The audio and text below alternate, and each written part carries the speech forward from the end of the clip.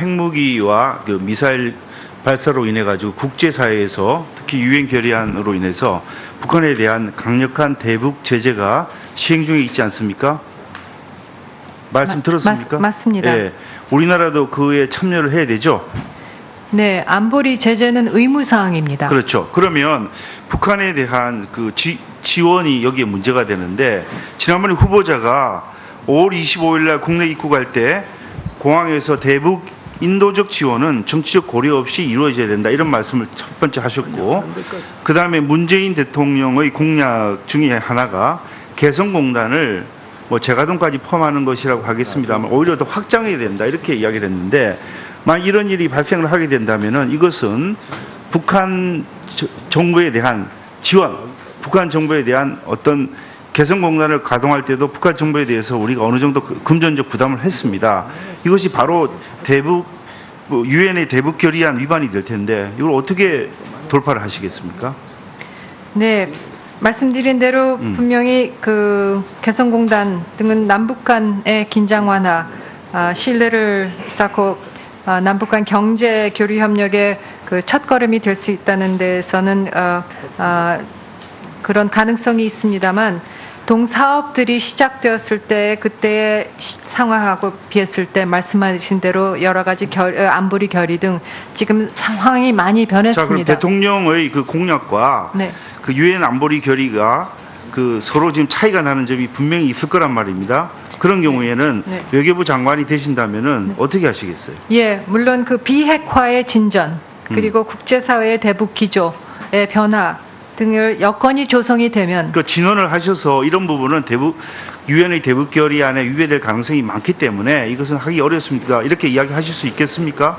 네, 그런 어떤 외교적인 환경, 특히 제재의 환경에 대해서 면밀히 분석해서 객관적이고 정확한 조언을 드리겠습니다. 자, 그 다음에 저 중국에 대해서는 그 북한에 원유도 공급을 하고 많은 그 지원을 하고 있는 거로 지금 돼 있지 않습니까?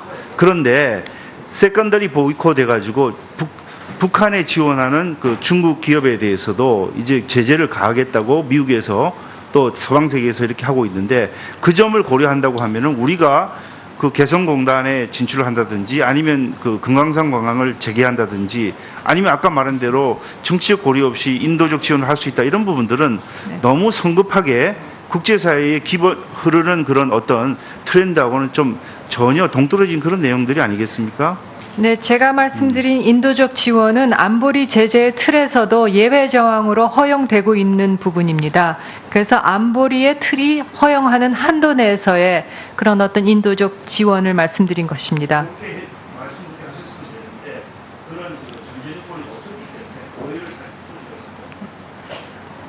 예, 유기준 의원님 수고하셨습니다. 이번엔 강창일 의원님 질의해 주시기 바랍니다. 추가 질의 안 하려고 했는데 아까 말이 끊겨서 추가 질의 또 다른 내용도 해야 되겠습니다. 자, 북한 후보자님, 네, 예, 죄송합니다. 북한 핵 보유하고 있습니까? 하지 않고 있습니까? 그 군사적인 그런 네. 핵을 부분에 보유하고 있습니까? 안 하고 핵 있습니까? 무장으로 완결 단계로 나가고 있다고 네. 말씀을 드리겠습니다. 근데 국제사회는 이제 그걸 인정 못한다 이거죠? 그렇습니다. 그죠? 자, 그런데 미국에서는 어떨 것 같아요? 핵 동결이에요? 핵 폐기예요? 미국의 지금 대북한 정책은? 저희의 공통의 목적은 비핵화입니다. 저희라가 아니라 미국. 미국의 목적도 비핵화입니다. 비핵화 폐기. 네, 맞습니다. 그게 어느 정도 가능성이 있겠어요, 이 다음에? 그 방향으로 공조하여 나가야 할 것입니다. 예, 그래요. 예. 그 다음에 아까 얘기하다가 끊겼는데 말이죠. 자, 중국하고 미국의 이 사드 문제를 가지고 보는 입장이 전부 다르죠. 중국이 보는 입장과 미국이 보는 입장이 다르죠. 네, 인식의 차이가 있습니다. 인식 차이가 있죠. 네. 우리는 오히려 직접적인 당사자가 아닌데 이 새우등이 터지는 꼴이 돼버렸는데, 좀 나는 이 후보자가 장관이 되고 국제 인맥이 있고 미국에도 많은 파이프가 있기 때문에 이건 미국과 중국이 서로 오해가 있으면 풀고 미국과 중국이 풀어야 되는 문제가 아니냐 이 얘기예요. 가능성이 있습니까? 없습니까? 중국에서는 너 미국 보고 우리를 죽이기 위한, 우리를 포위하기 위한 랜디 체계의 일환이다 이렇게 보고 있고, 미국은 또 그렇지 않다, 북한 핵 문제다 이렇게 보고 있잖아요. 서로 이 뭡니까 인식상의 차이가 있죠. 그러니까 여기에서 지혜를 잘 모으게 되면은 그 대화의 중재자 역할을 할 수 있지 않겠느냐 이겁니다. 네, 맞습니다. 그렇지만 이 맞습니다. 문제는 저희의 안보, 저희 국가 안보 이익에 기초하여 내린 결정입니다. 저희가 주도적으로 풀어야 될 문제입니다. 그래서 저희가 대미 공조는 물론이고, 자, 저는 그렇게 보지 않고요. 아까 북한의 주적이 누구냐, 부산 주적이 누구냐 할 때 미국이라고 했지 않습니까? 문제는 이번에 고고도 미사일 이 문제는 미국하고 직결되어 있는 문제예요. 미군의 안위와 안보하고 직결되어 있는 문제이지요.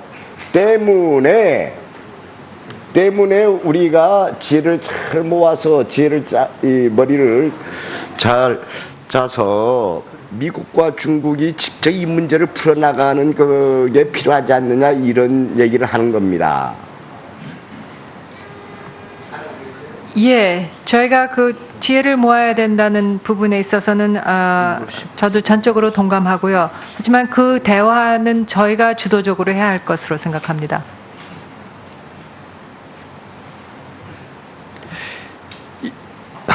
예, 죄송합니다.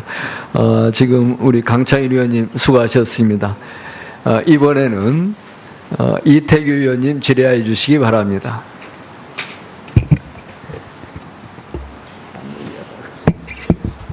그 후보자께서 2012년에 유엔 인권 최고대표 사무소 부대표 때 조선일보하고 인터뷰한 내용을 보면 유엔에 지원하게 된 동기가 위안부 문제를 전 세계에 좀 알리겠다 이런 취지로 인터뷰를 하신 게 있는데 기억하십니까? 예, 잘 기억이 안 납니다만 그렇게 얘기할 수 있었을 거로 생각합니다. 예. 그리고 유엔에 가셔가지고 그동안 위안부 문제 해결을 위해서 또 위안부 문제를 전 세계에 알리기 위해서 구체적으로 활동하신 어떤 실적이 있으십니까? 네, 위안부 문제 그 자체를 놓고 한 업무는 없었습니다. 그리고 사실 그 유엔의 고위 공직자로서 우리나라의 그런 어떤 관심이 첨예하게 관련된 부분에 대해 있어서는 유엔 공직자로서는 직접 관여를 안 하는 게 관행입니다. 아니 그러니까 원래는 이제 왜냐하면 이게 포괄적으로라도 저는 하실 수 있는 거 아닌가 이런 쪽에서 좀 말씀을 드리는 거예요. 가령 예를 들어서 제가 후보자가 계셨던 그 유엔 인권 최고대표 사무소의 홈페이지에서 위안부라는 말을 좀 검색을 해봤더니 이게 이제 392건이 검색이 되는데 위안부 문제가 검색이 된 그 392건 중에서 그 중에서 후보자가 한 발언이나 활동 뭐 그런 부분에서 어떤 것도 찾아볼 수가 없었다.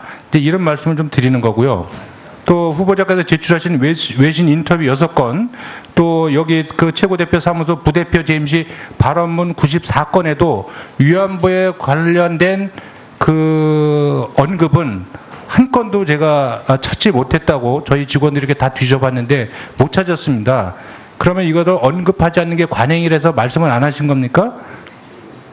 그러면 이 지금 그 후보자가 계셨던 이 기구에 산하기구인 공문방지위원회는 지난 5월 12일 한일 위안부 합의 개정을 권고안을 내는 보고서를 또 발표하기도 했습니다. 그죠? 네. 그러니까 위안부 문제에 대해서 후보자가 속했던 이 기구가 뭔가 적극적인 역할을 할 수 있다고 보는데 거기에서 후보자께서 그 부대표로 계시면서 여러 활동이나 발언이나 모든 걸 하셨는데 위안부 문제를 코멘트한 것이 한 번도 없기에 이것이 과연 정상적이냐 이걸 제가 여쭤보고 있는 겁니다. 네, 인권고등판무관실에 차석으로서의 저의 입장하고 고문방지위원회라는 기구하고에는 많은 차이가 있습니다. 그런 인권조약 기구들은 그야말로 독립적인 기구들입니다. 그래서 그런 어떤 그 조직에 속한 그런 어떤 기구들이 네, 아니라. 알겠습니다. 그럼 예. 원래 후보자께서 유엔에 진출하게 된 원래 목표, 그 위안부 문제를 세계에 널리 알리겠다. 이러한 목표는 유엔에서 근무하시면서 실질적으로 달성하신 겁니까 그러면? 실질적으로 관여를 하지 않아야 되는 그런 UN 공직자의 위치에서 저희 나라의 그런 어떤 큰 관심사가 되는 부분에 있어서는 아까도 말씀드렸듯이 직접 개입을 안 하는 것이 그런 어떤 관행이고 묵계입니다. 따라서 제가 직접 이 사안을 다룰 수는 있는 상황은 아니었습니다만 조약 기구들이라든가 그런 독립적인 그런 특별 보고관들의 노력에 대해서는 그런 사무의 지원을 역할을 하는 것이 인권고등판무관실의 일입니다. 이태규 의원님 수고하셨습니다. 이번에는 정양석 의원님 질의해 주시기 바랍니다. 정양석입니다. 아까 사드 관련 환경 영향 평가에 대해서 후보자께서 그건 국방부 소관이라서 제가 잘 모르겠다 이런 말씀하셨는데 좀 시간이 없기도 하지만 장관 후보자로서 좀 실망스럽다 이런 말씀드립니다. 안보와 외교가 어떤 구분이 있겠습니까? 지금 미국에서는 환경 영향 평가라는 명목으로 사드 배치가 약속보다 지연되고 있는 부분이 있어서 결국 그런 문제가 거론될 텐데 그럼 그때 미국 가셔서 그럼 국방부 장관과 협의하시라고 이렇게 답변하시겠습니까? 그리고 미국도 가시겠지만 장관 되시면 성주 사드 배치 현장에 한번 가보실 용이 있습니까? 네, 의원님. 그 부분에 대해서 보다 상세하게 파악을 하지 못한 것 죄송스럽게 생각합니다. 네, 장관에 임명되면은 즉각 상세한 검토를 하겠습니다. 그리고 이건 지식의 문제가 아니고 정말 우리 안보의 본질적인 문제입니다. 저는 정말 다른 것보다도 아주 핵심적인 우리 외교가 왜 필요합니까? 결국 안보를 보완하기 위해서 외교가 필요한 겁니다. 안보 없이 외교만 따로 이렇게 할 수가 있나요? 그런 부분에 대해서는 단순히 지식을 획득하는 게 아니고 답변을 위한 게 아니고 그 철학을 가지시라 말씀드립니다. 이화여고 편입과 관련돼서 여당 의원님들이 저와 좀 다른 부분이 있어 제가 이 속기록에 남기고자 합니다. 제가 알기로 후보자의 딸이 이화여고를 갈 무렵 2000년 무렵에는 이미 이화여고가 자립형 사립학교가 될 것이라는 소문이 나 있고 많은 학생들의 관심이 있었습니다. 왜 강남에를 갑니까? 집은 서대문에 있는데 당연히 저 교장 선생님 소개로 502호에 가게 됩니다.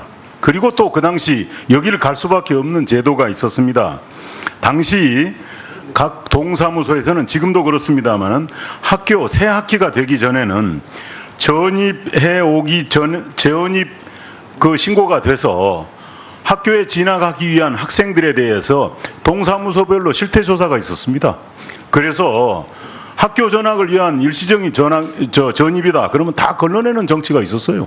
이 아지트야말로 정말 이화여고로 확실하게 가는 그런 징검다리였습니다. 이건 조직적이고 그런 정말 밀착적인 관계가 아니면 아무나 갈 수 없는 그런 특혜 자리입니다. 교장 선생님도 밝히지 못하고 그저 송구하다고 했는데 이런 부분에 대해서 후보자가 너무 쉽게 생각하는 게 아닌가 싶어요.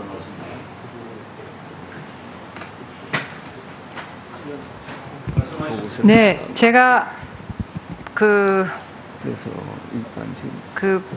이 아이의 전입을 할 그 당시에는 학교가 자립형 사립학교로 신청을 했다는 사실에 대해서 알고 있었던 기억이 없습니다. 정확히 말씀드리면. 그리고 만약에 알고 있었다고 하면은 제가 쉽게 1년 뒤에 아이를 다시 전학시켜서 미국으로 데리고 갔을 거라고 생각이 안 됩니다. 따라서 그 학교의 그 당시의 상황하고 제가 아이를 이 학교에 넣으려고 했던 것은 상관이 없었던 것으로 생각됩니다. 내가 이걸 하기 위해서 꺼내야 될 거 아니겠어요? 예.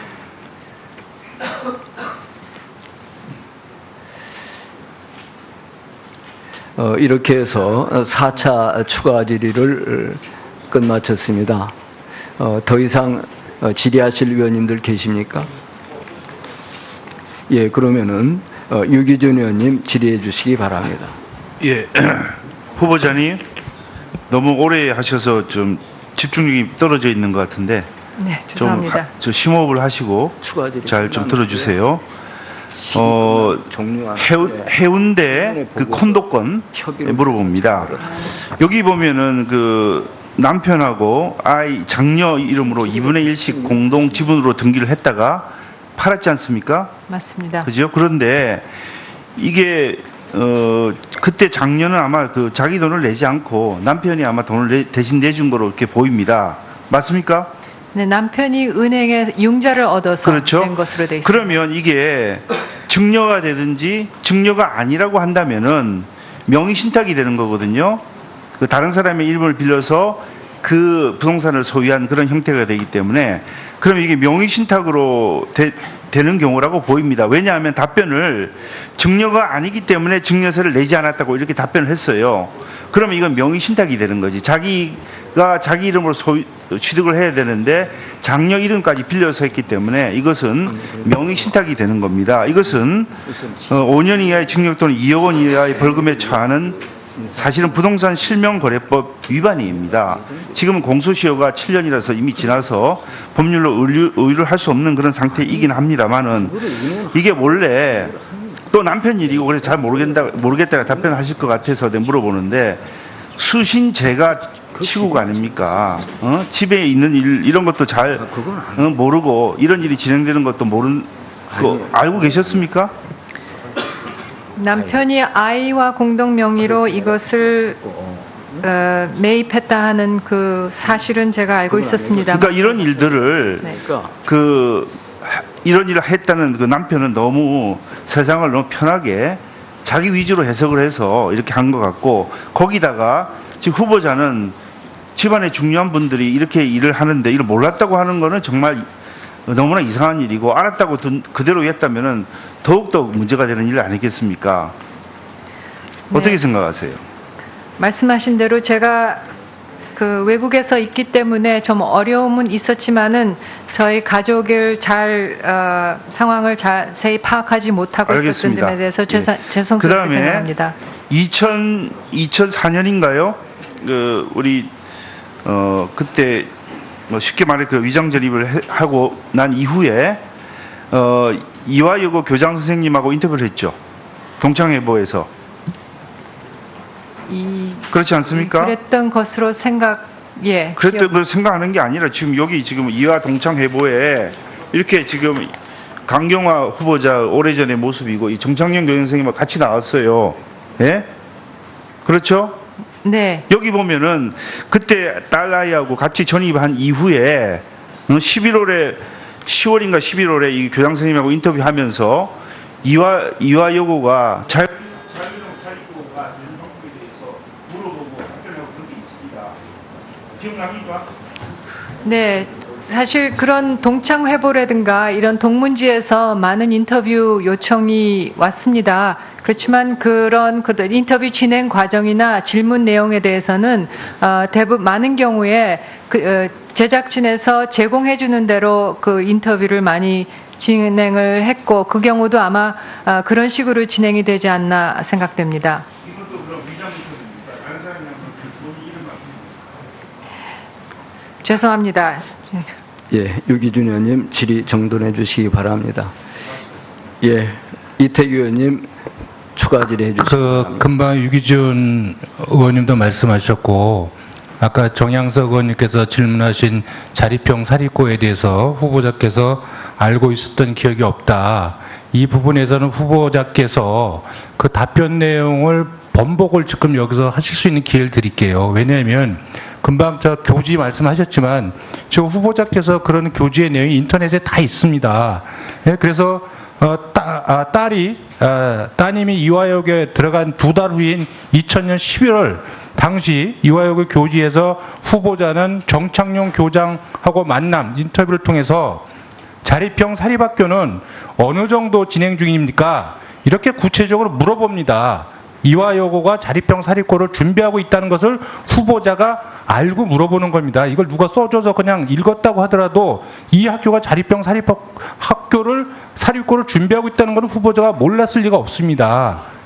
이 부분에 대해서 지금 답변 번복하실 생각 있으세요? 예. 죄송합니다. 제가 그 아이를 아이의 주소를 옮길 때의 상황하고 그때 인터뷰를 했을 때의 상황하고 둘 다 굉장히 오래 전의 일입니다. 그래서 어느 순간에 제가 그 상황에 대해서 얼마만큼의 기억을 하고 있는지 알고 있었는지 전혀 정말 기억을 하지 못하고 있는 부분에 대해서 죄송스럽게 생각합니다. 예, 이상으로 5차 질의를 끝내겠습니다. 참고로 우리 위원진들께 회의석상에서 위원장석 앞을 지나지 않도록 요청드립니다. 예, 의사진행 바로 하십시오. 예. 자, 후보자님. 네. 예, 아까 제가 물었을 때 이게 좀 너무 오래된 일이라서 기억이 안 난다는 취지로 그 동창회보에 그 인터뷰한 거를 그런 취지로 말씀하셨습니다. 근데 이게 보면은 상당히 이례적인 일이거든요. 그 후보자께서 이게 몇 년도야?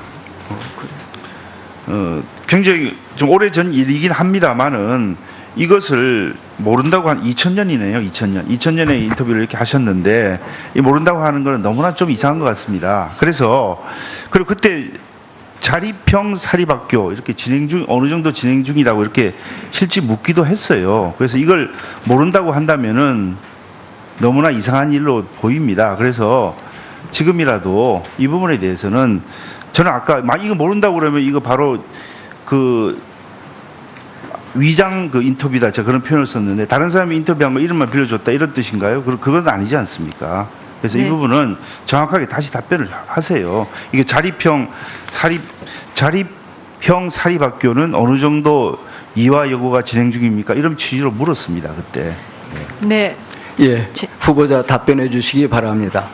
네, 의원님, 제가 아이의 주소를 옮길 때에 만약 제가 그 사실을 알고 있었더라 그러면은 말씀드린 대로 제가 1년 뒤에 다시 아이를 전학시켰지 않았을 것으로 생각이 되어서 그 아이의 주소를 옮길 때는 제가 몰랐을 것으로 제가 제 기억을 되짚는 거고요. 이 인터뷰를 한 그 몇 달 뒤에는 아마 이 문제가 학교의 그런 어떤 중요한 관심사였기 때문에 그 기획자가 인터뷰를 구성하면서 저한테 이런 질문을 좀 해주면 어떻겠다 하고 그런 제안에 따라서 시나리오에 따라서 그렇게 인터뷰를 진행할 것으로 생각됩니다.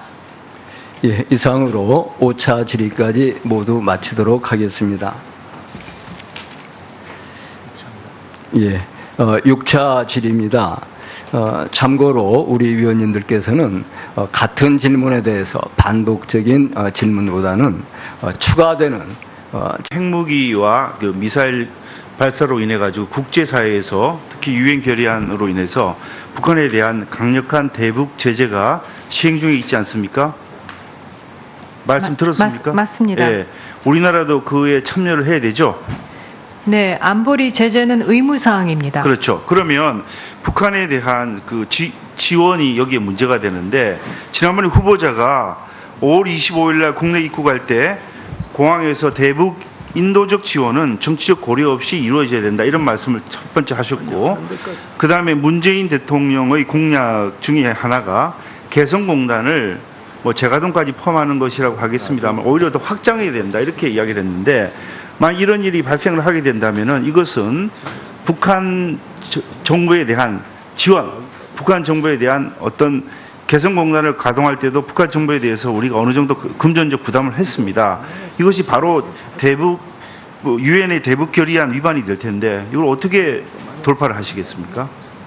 네, 말씀드린 대로 분명히 그 개성공단 등은 남북 간의 긴장 완화, 신뢰를 쌓고 남북 간 경제 교류 협력의 그 첫걸음이 될 수 있다는 데서는 그런 가능성이 있습니다만 동사업들이 시작되었을 때 그때의 상황하고 비했을 때 말씀하신 대로 여러 가지 안보리 결의 등 지금 상황이 많이 자, 그럼 변했습니다. 대통령의 그 공약과 예, 유기준 의원님 수고하셨습니다. 이번엔 강창일 의원님 질의해 주시기 바랍니다. 추가 질의 아니하려고 했는데 아까 말이 끊겨서 추가 질의 또 다른 내용도 해야 되겠습니다. 자, 북한 후보자님, 네, 예, 죄송합니다. 북한 핵 보유하고 있습니까? 하지 않고 있습니까? 그 군사적인 그런 네. 핵을 부분에 보유하고 대해서 있습니까? 안 하고 핵 무장으로 완결 단계로 나가고 있다고 네. 말씀을 드리겠습니다. 근데 국제사회는 이제 그걸 인정 못한다 이거죠? 그렇습니다. 그죠? 자, 그런데 미국에서는 어떨 것 같아요? 핵 동결이에요? 핵 폐기예요? 미국의 지금 대북한 정책은 저희의 공통의 목적은 비핵화입니다. 저희라가 아니라 미국 미국의 목적도 비핵화입니다. 비핵화 폐기. 네, 맞습니다. 그게 어느 정도 가능성이 있겠어요? 이 다음에 그 방향으로 공조하여 나가야 할 것입니다. 예, 그래요. 예. 그 다음에 아까 얘기하다가 끊겼는데 말이죠. 자, 중국하고 미국의 이 사드 문제를 가지고 보는 입장이 전부 다르죠. 중국이 보는 입장과 미국이 보는 입장이 다르죠. 네, 인식의 차이가 있습니다. 인식 차이가 있죠. 네. 그 우리는 오히려 직접적인 당사자가 아닌데 이 새우등이 터지는 꼴이 돼버렸는데 좀 나는 이 후보자가 장관이 되고 국제 인맥이 있고 미국에도 많은 파이프가 있기 때문에 이건 미국과 중국이 서로 오해가 있으면 풀고 미국과 중국이 풀어야 되는 문제가 아니냐 이 얘기예요. 그 가능성이 있습니까? 없습니까? 자, 중국에서는 너 미국 보고 우리를 죽이기 위한, 우리를 포위하기 위한 랜디 체계의 일환이다 이렇게 보고 있고 미국은 또 그렇지 않다. 북한 핵 문제다 이렇게 보고 있잖아요. 서로 인식상의 차이가 있죠. 그러니까 여기에서 지혜를 잘 모으게 되면은 그 대화의 중재자 역할을 할 수 있지 않겠느냐 이겁니다. 네, 맞습니다. 그렇지만 이 문제는 저희의 안보, 저희 국가 안보 이익에 기초하여 내린 결정입니다. 저희가 주도적으로 풀어야 될 문제입니다. 그래서 저희가 대미 공조는 물론이고 자, 저는 그렇게 보지 않고요. 아까 북한의 주적이 누구냐, 부산 주적이 누구냐 할 때 미국이라고 했지 않습니까? 문제는 이번에 고고도 미사일 이 문제는 미국하고 직결되어 있는 문제예요. 미군의 안위와 안보하고 직결되어 있는 문제이지요. 때문에 우리가 지혜를 잘 모아서 머리를 잘 짜서 미국과 중국이 직접 이 문제를 풀어나가는 그게 필요하지 않느냐 이런 얘기를 하는 겁니다. 네. 그 유엔 안보리 결의가 그 서로 지금 차이가 나는 점이 분명히 있을 거란 말입니다. 그런 경우에는 네. 외교부 장관이 되신다면은 어떻게 하시겠어요? 예, 물론 그 비핵화의 진전 그리고 국제사회의 대북 기조의 변화 등을 여건이 조성이 되면 그 진언을 하셔서 이런 부분은 유엔의 대북 결의 안에 위배될 가능성이 많기 때문에 이것은 하기 어렵습니다. 이렇게 이야기하실 수 있겠습니까? 네, 그런 어떤 외교적인 환경, 특히 제재의 환경에 대해서 면밀히 분석해서 객관적이고 정확한 조언을 드리겠습니다. 자, 그 다음에 저 중국에 대해서는 그 북한에 원유도 공급을 하고 많은 그 지원을 하고 있는 거로 지금 돼 있지 않습니까? 그런데 세컨더리 보이콧 해가지고 북한에 지원하는 그 중국 기업에 대해서도 이제 제재를 가하겠다고 미국에서 또 서방 세계에서 이렇게 하고 있는데 그 점을 고려한다고 하면은 우리가 그 개성공단에 진출을 한다든지 아니면 그 금강산 관광을 재개한다든지 아니면 아까 말한 대로 정치적 고려 없이 인도적 지원을 할 수 있다 이런 부분들은 너무 성급하게 국제사회에 흐르는 그런 어떤 트렌드하고는 좀 전혀 동떨어진 그런 내용들이 아니겠습니까? 네, 제가 말씀드린 인도적 지원은 안보리 제재의 틀에서도 예외 정황으로 허용되고 있는 부분입니다. 그래서 안보리의 틀이 허용하는 한도 내에서의 그런 어떤 인도적 지원을 말씀드린 것입니다.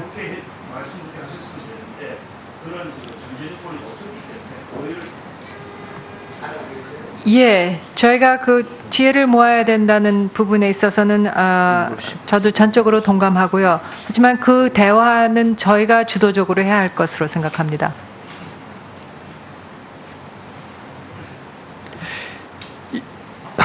예, 죄송합니다. 지금 우리 강창일 의원님 수고하셨습니다. 이번에는 이태규 의원님 질의해 주시기 바랍니다.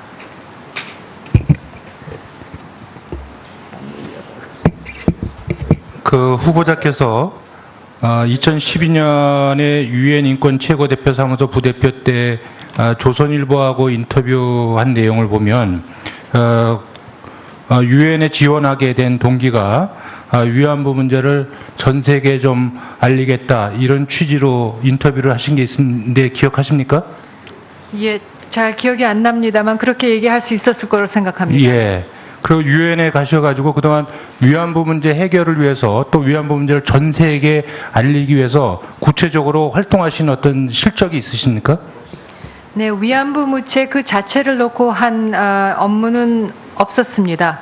그리고 사실 그 유엔의 고위 공직자로서 우리나라의 그런 어떤 관심이 첨예하게 관련된 부분에 대해 있어서는 유엔 공직자로서는 직접 관여를 안 하는 게 관행입니다. 아니 그러니까 원래는 이제 왜냐하면 이게 포괄적으로라도 저는